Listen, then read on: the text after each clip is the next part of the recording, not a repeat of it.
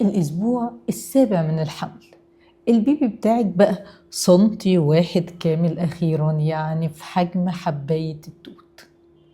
اتكون خلاص المخ والراس، القلب، الكلى، الكبد، العمود الفقري بالنخاع الشوكي بدأوا يتكونوا.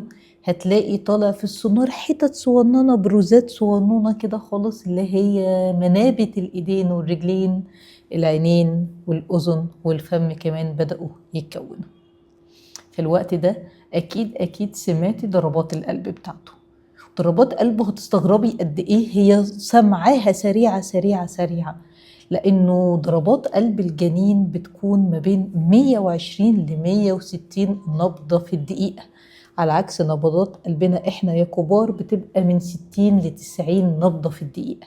معنى كده إن ضربات قلبه أسرع، فأنت هتسمعيها أسرع وأعلى. بالنسبة لك انت بقى، لأن الهرمونات بتاعت الحمل لسه قاعدة تزيد بشكل جنوني، فأعراض الحمل لسه من سيء لأسوأ للأسف.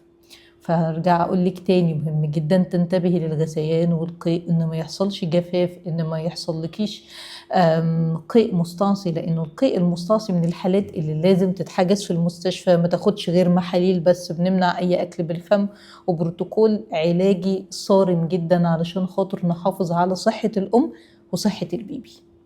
في الوقت ده بيبقى تكوين الأعضاء الأساسية بتاعت البيبي على أشده، وبالتالي لو احنا بنعاني من أي مشكلة مزمنة زي الغدة، السكر، أي مرض مناعي، مهم جدا إن احنا نحكم السيطرة عليه في الوقت بتاع تخليق أعضاء البيبي ده. علشان كده لو انت بتتابعي مع دكتور مناعة أو دكتور غدد وسكر، مهم جدا تنتظمي على المتابعة، علاجك في ميعاده، وتظبيط الدايت الغذائي بتاعك، لأنه أي غلطة ولو بسيطة لا قدر الله هيبقى ليها تأثير كبير جدا على الأعضاء الحيوية بتاعة البيبي.